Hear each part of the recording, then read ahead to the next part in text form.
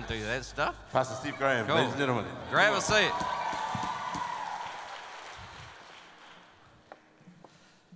Great. Isn't it good to have a long weekend? People looking forward to tomorrow. Awesome. Hey, it's great to be here. Hey, just before we start, I just flew back from Christchurch this morning and bumped into Pastor Sam at the airport. So I just felt just coming up. I don't know if you realised, like he's a phenomenal. I don't know how he does it. Like I was going to say freak, but how does he do that? Like down to Dunedin, just come back from Switzerland, England, stuff like that. Pastor Kathy looking after the girls. I reckon we should just honour Kathy and Pastor Pastor Sam. Like, man, yeah, I don't know how they do it. Awesome. Hey, so last week Pastor Sam started a series on God's people. Who was around for that? Yeah, listen to it on podcast. I listened to it last week. It's a pretty phenomenal kind of message, actually, to kind of get a sense of that God's raising up a people, that He wants to do something with a people, and that's God's strategy to make a difference in the earth. He's raising up not just individuals, but communities of people all around the world, and He's got a purpose for us that we model something together, and that's His strategy, that's His presence in the earth today. And I think, there's a whole lot of stuff about us Western Christians really don't get that. It's all about me and Jesus, and we've been blinded to the fact that God's strategy is to raise up communities that in the very relationships together make a difference in our world. And if you go, that even goes back to the nature of God as Trinity, that God's always been about relationship. He's always about what we model is by relationship. So it's a phenomenal series, and I know lots of churches around the country are looking at that kind of theme. And then you kind of marry that with this whole thing of prophecy that Pastor Sam's unleashed. It's like there's a new next level. It's not just about concepts, but tapping in to what God is saying and the Spirit of God and this prophetic thing. And when you put that together with what God's doing with community and church, it's like, oh my goodness, have we ever been in this place before? I don't think so.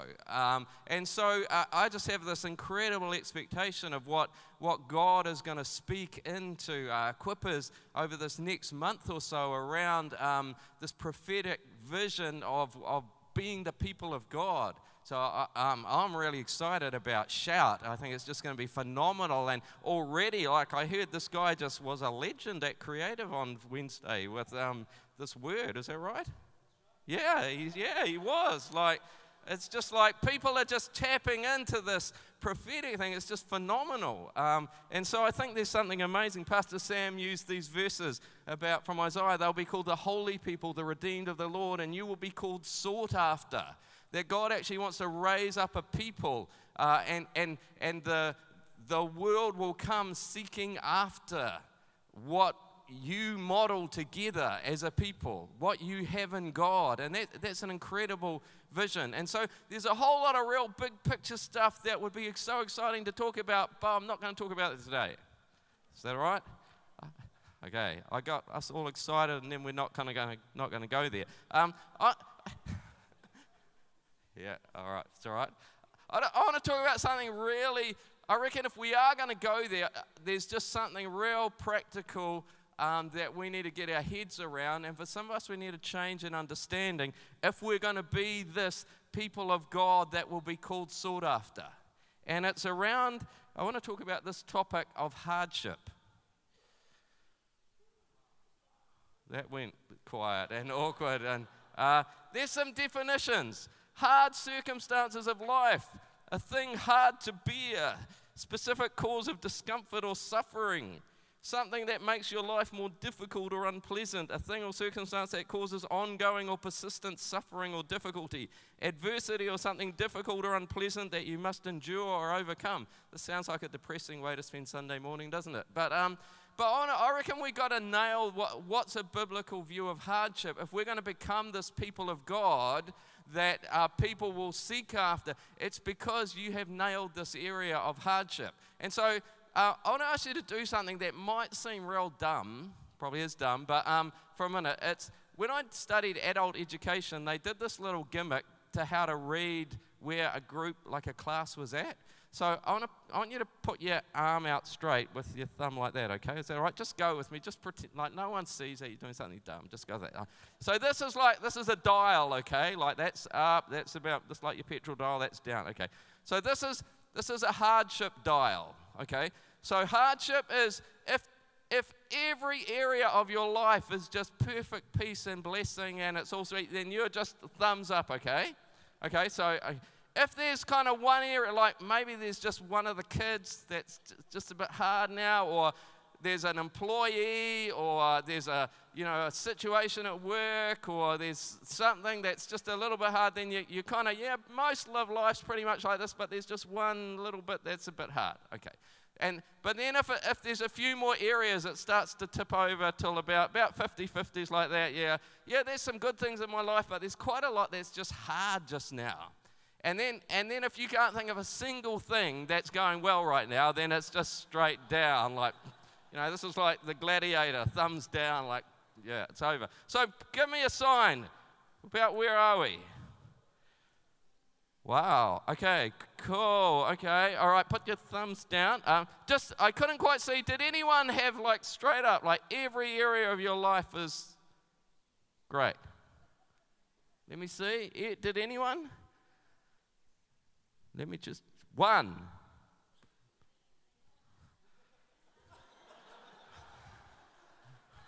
Okay, that's all right. There's always one or two delusional people in the place. No, she's got a little baby. She's happy. Okay, that's cool.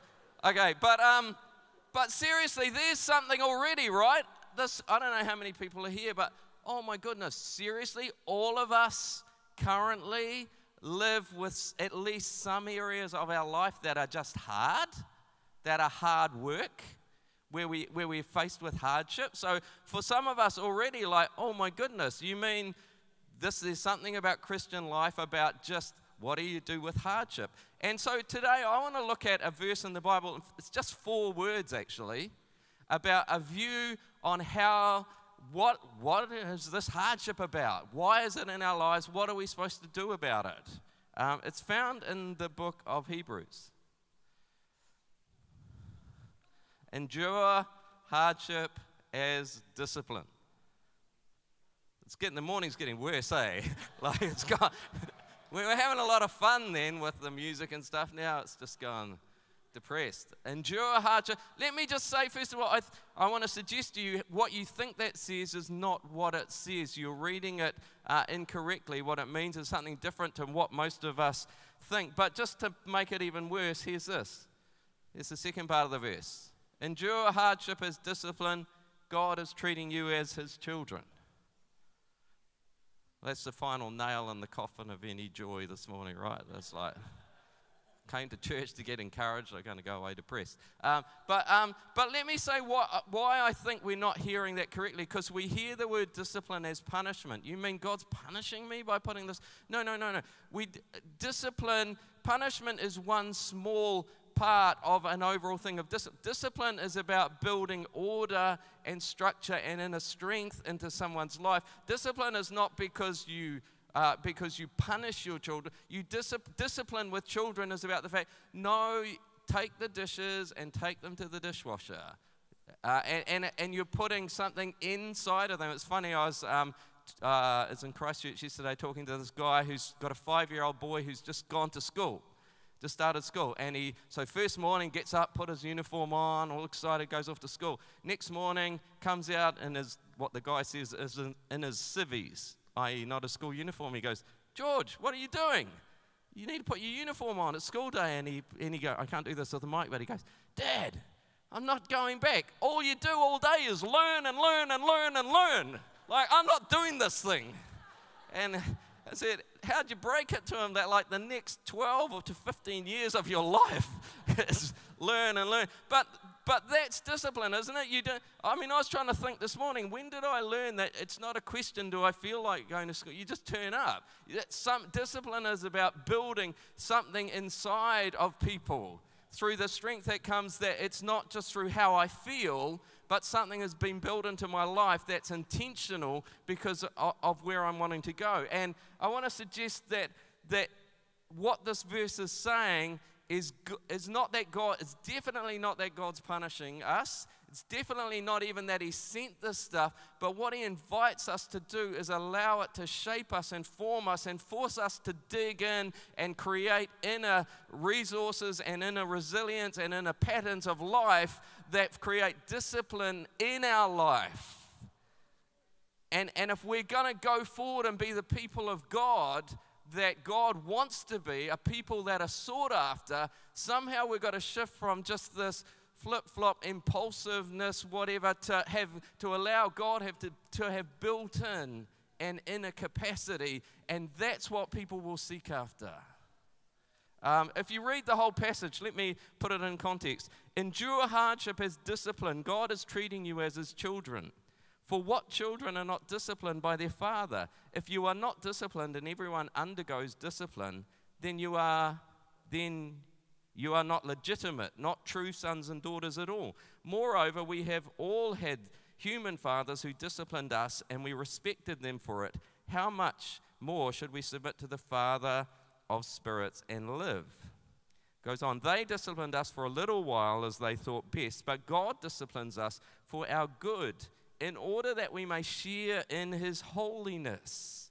Do you get it? There's a process that is making you start to share in the holiness of God through the very pain of wrestling with this hardship. Okay, we'll come back to that. You'll get that next time around. No discipline seems pleasant at the time, but painful. Later on, however, it produces a harvest of righteousness and peace for those who have been trained by it. See, it's a training process. Anyone do training? Work out at the gym, got personal trainers. It's enduring pain to develop something in your life, a capacity. And we need to know that God's way of developing in our lives is through hardship. So, endure. So I'm just going to unpack those 4 words. Okay, is that all right? And then we're going to see. So I've kind of mentioned it before, but the first one is discipline. Let me just unpack that a bit more. I found this little chart. You know, punishment is focused on inflicting penalties. Discipline is about training for correct behavior and for maturity. Punishment deals with things that are wrong. Discipline deals with impulsiveness. The focus of punishment is on past. The focus of discipline is on future correct acts. The attitude from the parents is punishment is hostility and frustration. Discipline is love and concern for the best. No, I'm trying to build something into your life that's going to serve you. It's not because I'm annoyed that you've done this thing and I'm lashing out. I'm creating something that builds capacity into your life. So the resulting emotion for punishment is fear and guilt, and for discipline is security. I found this sentence that sums it up. This is from an education thing. Punishment is something that happens to someone. Discipline is something found in someone. And so parents discipline to build discipline in you. We do the discipline until they have picked up the discipline within. Because we know that if their life is just based on what they feel like doing now, they're never going to become all that God's created them to be. So we want to build discipline into them by teaching about facing consequences and stuff. And anyone that's done education, no, punishment's not actually a very effective way of doing that. That's another whole story. You can't search the internet and not find cute pictures of cats, right? So here's my... And kittens, yeah. So I found this. That's quite a good picture of discipline. If you can see it, a whole lot of kind of police dogs probably just standing there while the kitten walks past. And someone built some discipline. No one went, oh, cute. But anyway, okay. It's interesting, this passage about this thing of understanding discipline. You know, the writer of the Hebrews talks about being trained by it. It's not pleasant at the time, but we're being trained by being forced to engage with things. And just to go back, you know, hardship forces it. It's like, yeah, when everything's easy and sweet, you just live impulsively. When things are hard, then you just have to be disciplined. You know, when you've got plenty of money, you just wander through the supermarket and chuck things in. When things are a bit hard financially, you have the calculator and the list, and you have to be selective and check out that it hasn't gone. There's a discipline that's imposed by hardship. when you've got a relationship problem with the in-laws or someone, you just have to be more careful about the communication and the language. You're trained by hardship. When you've got conflict at work with an employer or employee, you just train to be more careful. You're not just being impulsive. You're not just on autopilot. You actually have to dig down, and something is formed by very consciously thinking, no, I need to do this well. See, that's the point. We're trained by hardship. It's like, I'm not going to cope just going on autopilot, running with, I actually have to dig down and do some, I have to get some resources. I'm not going to cope with this thing. I'm going to need to pray more. I'm going to need to get some advice. I'm going to need to get some counseling. I've got to dig down. I'm actually being formed by being intentional in how I respond to hardship. And when you get that, you got something for people to seek out and ask you about. You know, just to be clear, it's a little word, endure it as discipline. It doesn't even say God is discipline. He's saying this is a good way. Think about it as discipline. God's not punishing you. God hasn't made it happen. But just understand that if I think about it, that as it's not, because see, this is it. So often we're focused on, God, come and fix the problem, make it go away. And the writer of the Hebrews says, I invite you to think about hardship as my coping with this is God training me and developing me. And making God solve the problem is secondary to the question of what is God trying to train into me now, in this moment. If you'll ask that question, you'll be different. And often, this is a bit controversial, often what look like faith is just a denial to face up to the problem and a failure to take responsibility to deal with the problem. I'm just believing God's going to make it go away. I've got faith. No, you're just being irresponsible.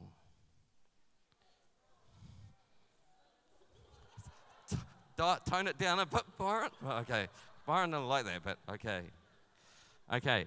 And so the third word, we're working back from the front. Endure hardship. Hardships. I don't know if you know, the Bible talks quite a lot about hardship. In the New Testament, people living this side of the cross, living in the power of the Spirit. I just found a whole lot of these. These are verses from the book of Acts and some of the letters. Have a look at this. This is about Paul strengthening the disciples, encouraging them to remain true to the faith. He says this, we must go through many hardships to enter the kingdom of God. Maybe no one ever told you that when they invited you to come to Jesus. But it's not come to Jesus and he'll make the hardships go away. It's like pressing in, taking hold of everything that God has for you will involve going through hardship and seeing God develop you to overcome through them, not in spite of them. You like that one. You didn't like the other one, but you like that one. Oh, before we go on, next one. This is what he says. Prophet, I only know that in every city the Holy Spirit warns me that prison and hardships are facing me. I don't know where we get this idea from, that Paul thought that he'd come to Jesus and everything will be wonderful. He goes on to say this, Romans 8, the famous passage about love. Who shall separate us from the love of Christ? Shall trouble or hardship or persecution or famine or nakedness or danger or sword? He's saying, no, they won't separate you, but you need to know that because these things are going to come out into your life. And I love this one, 2 Corinthians 6:4. Here's an important, here's something that you need to know. Rather, as servants of God, we commend ourselves in every way, in great endurance, in trouble, in hardships and distresses. You need to know that your testimony is how you have prevailed in God through hardship. Your hardships are not a badge of shame, they're your badge of honor. They're your testimony. They are your testimony how God took you through hardship and you prevailed in what he did in your life and what he brought you out the other side. Never be ashamed that somehow, everyone else, they're all squeaky clean, they got it all together, I've had this stuff in my life. No, that's your badge of honor, that God took you through that and brought you through. For Paul, that's what commended us to the churches. That they knew it hadn't been easy, that we knew we'd gone through hardship. 2 Corinthians, how did that go off there? That is why, for Christ's sake, I delight in weakness, insults, and hardships, and persecutions, and difficulties, for when I am weak, then I am strong. When everything's sweet, I'm on autopilot. I got this. When it's in hardship, it's like, I don't know how to handle this. I need help. I need God, I need other people. I'm forced to reach out because this is beyond my current capacity. I'm being trained by this, which implies I currently don't know how to operate in this zone. I currently don't know how to beat this thing. That's why I'm being trained by it. If this was 50 reps of, a couple of kgs, no sweat. But I don't know how to do this. I don't have the inner muscles, the inner resources to do this thing yet. I'm in training in this. And so I'm allowing that to happen. 1 Thessalonians, surely you remember, brothers and sisters, our toil and hardship. We work night and day in order not to be a burden to anyone while we preach the gospel of God to you. Again, his part of his credentials, his part of, with the churches was, that the hardship that I have gone through to see this happen. Again, it was his badge of honor. 2 Timothy, you keep your head in all situations, endure hardship, do the work of an evangelist, discharge all the duties of your ministry. And Revelation 2:3 to one of the churches, you have persevered and you have endured hardship. You notice they use the same word. What's God looking for with hardship? Endure it. Endure it. Keep going. If you're in training, no, I can't do another set. I can't do another one. Keep going, because I'm building something into your life. Don't call time out. Don't bail out. Keep going, which kind of leads to the final, which is the advice in Hebrews. Endure hardship. He doesn't say, beat it, overcome it, get out of it. Endure it. Part of our Christian life is you will face hardships. Endure it. Keep going. Keep going. Don't give up. Keep going forward. Keep pressing on. Keep digging deeper. Keep digging down to find the new resources. Keep being trained by it to find a way through this thing, to push through the pain barrier. Endure, this is, again, some definitions. To suffer something difficult or unpleasant in a patient way over a long period. To undergo hardship, strain, or privation without yielding. To last or continue to exist. To last for a long time. Endure means you keep going and going and going when you don't want to do it anymore. Endure hardship is discipline. It's interesting, the whole chapter starts with the image of a race, a long running race, and he makes a point down in the end of verse 2. I don't know about you, but Jesus just had to endure some stuff. Maybe there's a thought. He didn't overcome it. He just had to. He didn't like it, but it was a part of the path to get to where he wanted to go. It says, for the joy set before him, he endured the cross, scorning its shame, and sat down at the right hand of the throne of God. Consider him who endured. Jesus just sucked it up and endured hardship. If it was good enough for the Son of God, if it was part of his training and obedience, we need to understand that God calls us to endure hardship till we get to its conclusion. I mentioned that there's the image of a race and a marathon race. So if you're going to endure hardship, how do you? Is it just like, what do you do? Well, the passage finishes again coming back to that metaphor of running.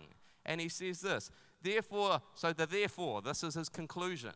This is what you need to do, okay? Painted a picture. We all have hardship. It's like a race. Jesus just endured stuff. Treat it as God forming. He's training. Okay, I get all that. Now, what am I supposed to do? Because I can't take it anymore, and I'm stuck, and I want to give up. And so this is the therefore. Therefore, two things. Strengthen your feeble arms and weak knees. Verse 13, make level paths for your feet so that the lame may not be disabled, but rather healed. The image, I'm not into running at all, but my wife is into running. She does those half marathon things. It's like, what is that about? Anyway, but she tells, this is the image of someone nearing the end of a half marathon or marathon. Their arms are weak, their knees are getting a bit wobbly. They've picked up some injury that they're trying to run through. And he's going, this is what it's like in hardship. And he says two things, a positive and a negative. He says, strengthen, put some strength back into yourself and remove the obstacles that might trip you up. One of the most amazing sermons I've ever heard actually was from Pastor Helen Monk, talked about Noah's Ark. And there was the 40 days of storm, but then there was the becalmed period after that for 150 days or something, I think. And she said, what do you do when you're becalmed after the storm? She said, there's only two things you can do in the ark. You feed in food and you shovel out dung. You know, keep putting in nourishment to strengthen you. Keep getting rid of the negative stuff that might make you toxic. And this writer, he said, if you're going to endure hardship, you're going to have to put strength back into yourself, and you're going to have to remove the obstacles that might trip you up. Let me unpack that. Strengthen your feeble arms. Notice what it says. You strengthen. You strengthen. You do the things that you know will put strength back into you. If you're if you're playing sports and it's halftime, you drink some energy drink, you eat some banana, you do put something because you know that your energy reserves are run down, you're tired, and you need to put strength back into you. You strengthen. You need to know what will put strength back into you because hardship taxes your strength. So you need to take responsibility for putting strength back into you. A while ago, I was just driving home, kind of minding my own business, and suddenly out of nowhere, I just felt God say to me, prepare to be overwhelmed. I was like, what does that mean? Like, is overwhelmed like a good thing? Like suddenly all this blessing and like, oh, wow, that's amazing. I thought, it might be that, But then I thought, maybe it's a bad one. And I looked at it. Overwhelmed just means that you're kind of swamped by stuff. And as I thought, he told me, you prepare. It's like, you need to know that you're going to go into a season where your normal coping mechanisms aren't going to be enough. So you need to get ready you need to put some stuff in place, knowing that you're going to have to put extra strength into you. You get ready. You put the stuff in. You strengthen yourself. And so the writer of the Hebrews says, come on, if you're going to endure hardship, you need to know and you need to choose and you need to be, that's part of the training. Oh, you know, there's a famous book by Bill Hybels, Too Busy Not to Pray, where it's like, oh, I'll pray when I feel like it doesn't really matter. Now, oh my goodness, there's so much, I can't afford not to pray. I'm being trained by the hardship to put disciplines into place that normally wouldn't matter. Because I know that under the current load, I just won't cope without it. That's the training. But the second one is interesting. Make level paths for your feet so that the lame may not be disabled but rather healed. It's like it assumes in a sense being lame. That hardship, you pick up some injuries. If you're into sports, you got a stinger, you're hurt, you're trying to run off an injury. And so he said, make level paths for your feet so that the lame may not be disabled but rather healed. It's like, man, I'm carrying an injury from this thing. I want to keep going, and so I'm going to try and run this off and get healed. But in this process of being a bit lame, I could end up being disabled by things that normally wouldn't affect me. My wife tells me at the end of a half marathon thing, just stepping up over a gutter is enough to throw you because it's like I'm just tired, I'm in the zone, just, you know, what you would normally do when you're fresh, you just skip over something, step over it, but when you're tired, when you're under hardship, it's those little things that normally wouldn't bother you are the things that will trip you up and take you from being lame to being disabled. And it's like, yes, I need to be intentional about putting strength into my life, but I need to be intentional about getting rid of stuff that normally wouldn't affect me. That going to the pub and having an extra drink and meeting that person's eyes across the pub that normally you would just laugh off and turn away and go away. But when you're tired and when you're stressed and under hardship, it's going to trip you up. And it's saying, come on, when I know that I'm in hardship, when I know that I'm tired, I need to be more intentional to get rid of those little things that when I'm in a good place, I would just skip over and they would never be an issue. What do you mean the gutter? That's nothing. Yeah, but when you're tired, it's enough to trip you up. And it's saying, just be more careful. Make level paths. Get rid of the little obstacles. Because I want to endure. And if I'm going to endure, I don't want to be tripped up by those things. I don't know if you know, well, you probably didn't notice, but in the chapter, twice in this section, there are sections where the writer quotes a passage from the Old Testament. So the first one, it says, that means the Bible, Old Testament. And he quotes that passage. Well, that's from Proverbs chapter 3. And then in the part I just read, don't know if you noticed, the make level paths for your feet is in speech marks. That's from Proverbs chapter 4. Now here's the thing, the writers of the New Testament, they didn't actually have the New Testament, so they had to draw on the Old Testament. And part of learning the Bible is they knew where to go back and draw from. And here's the interesting thing. If you are facing hardship, if you are stressed out, if you're tired, where do you need to go in the Bible? We would think, I need to go some of those nice, warm, fuzzy Psalms that comfort me because I'm tired, I'm upset, I need comfort. No, that's not your first need. You need to go to Proverbs because you don't need comfort first, you need wisdom. The comfort will come, the breakthrough will come, but your challenge is, I've got to live wisely in this moment. And so the writer doesn't go to Psalms, doesn't go to other places of victory. He goes to Proverbs and says, in the middle of hardship, I've got to dig into wisdom. I've got to live wisely in this moment. Your greatest need is not comfort. Your greatest need is wisdom when you're under hardship, because you're vulnerable to make dumb mistakes that you wouldn't make when you're in a good place. You know, this passage in Proverbs 3, blessed are those who find wisdom, those who gain understanding. She's more profitable than silver, yields better returns than gold. She's more precious than rubies. And then it talks about why. Long life is in her right hand, riches and honor, pleasant ways, paths of peace. She is a tree of life to those who take hold of her. This, those who hold her fast will be blessed. It's like, I got to hold on to wisdom even more closely. I'm not going to let this thing go because I don't want to trip up in this moment. I want to endure it. I want to be trained by it. God, I need your wisdom. I need to know what to do.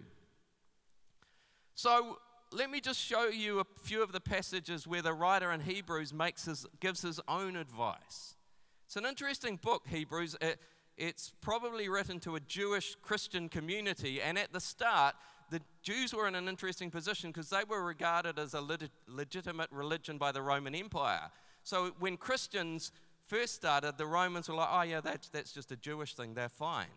But after a while, the Jews were like, no, they're not part of us. And the Romans were like, oh, they're illegal. And so persecution happened. And so there was a great temptation from the Jewish Christians to go back to just being Jews. And so that was their hardship.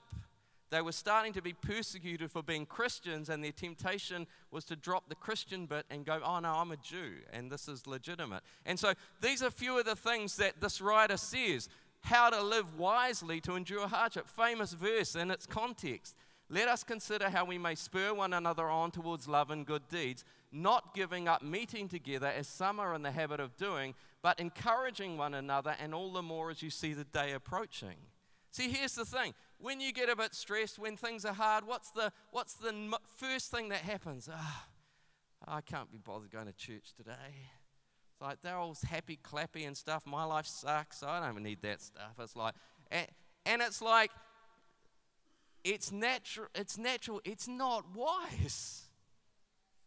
The wise thing would be to choose to be more intentional about engaging and to hold on closer. Go, I don't want this thing to trip me up. I don't want to fall over. I need to hang on. I need to choose to not give up meeting together. You know, in the context, it was precisely their meeting together that was generating the persecution. And precisely in that context, he says, no, that would be a mistake. That would be unwise not to meet together. You're just making yourself vulnerable. It's like, you know, I said natural. Actually, it's a bit awkward, but Proverbs doesn't talk about natural versus spiritual. It just talks about wise versus foolish. It's natural, but it's actually the foolish thing to pull, and that's what we all do, doesn't it? When things are going not well, we isolate ourselves, we pull back, and the writer would be going, that's not wise. Connect. You need this more now when it's not, when you're in a great mood, I feel like going to church. No, the discipline is like, maybe I don't feel like it, but I need to. I need it more when I don't feel like it. And the wise thing would to be trained by it to commit more. You know, he goes on to say, keep on loving one another as brothers and sisters. Don't forget to show hospitality to strangers. Continue to remember those in prison. It's like, again, I don't really feel like serving anymore. It's like, keep doing the basics. Keep locking in, keep doing the basics, keep serving, because you're just positioning yourself to get through this thing. You know, marriage should be honored by all, and the marriage bed kept pure. Keep your lives free from the love of money. The Christian church has always recognized the three main temptations as money, sex, and power. And again, it's like that. Be extra careful around the issues of sex and money at these times, because you're vulnerable. What you normally wouldn't trip over, you might trip over when you're tired and stressed and carrying an injury. It's like, be extra vigilant around these areas. I'm just feeling hurt, I'm feeling lonely. I reached out for someone that was showing me some love and care. You know, I'm not appreciated, stuff them, I'll take the money. It's like, no, be extra careful in those areas. And then he says, remember your leaders who spoke the word of God to you. Consider the outcome of their way of life and imitate their faith. Jesus Christ is the same yesterday and today and forever. Do not be carried away by all kinds of strange teachings. Again, he's just saying, lock it in, guys. Go back to what you know. Everything naturally says, I don't feel like going there. No one appreciates me, whatever. It's like, no, come back to where you were formed. Be intentional about engaging. Be intentional about committing. Watch these areas of sexuality and money. Just lock it in, because this is what's being formed in your life. Endure hardship as discipline. Yeah, that's good. Well done. It must have been like a mental thing. Like I just literally thinking, I should get the musicians up, and they moved. Is that that's like a scary. Okay. Now, Pastor Sam says this, they will be called the holy people, the redeemed of the Lord, and you will be called sought after. The illustration he used was of the Queen of Sheba coming to Solomon, seeking what? His wisdom. The favor will follow, but our part is to pursue the wisdom. They will come looking for the favor, but we know the favor comes because we're living wisely. Can I invite you to stand?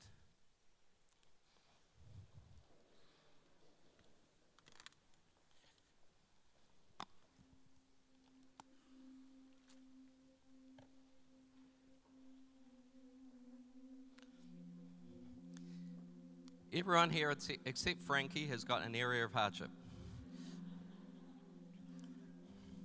Why don't I just invite you to close your eyes for a minute, maybe open your heart. If it's raising a hand or two, whatever, just opens you to God. I need to be really careful at this moment. The devil brings condemnation, the Holy Spirit brings conviction. Condemnation is just this general sense of blah. Conviction is like, do this specific thing in this area. I just want you to allow God to kind of bring to your mind the areas of hardship that you're struggling with, that are really hard.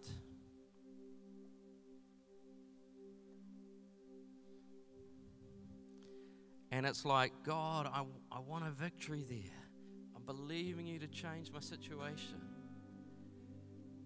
And I believe God's saying, it's coming. Some of you are going to experience a breakthrough even today.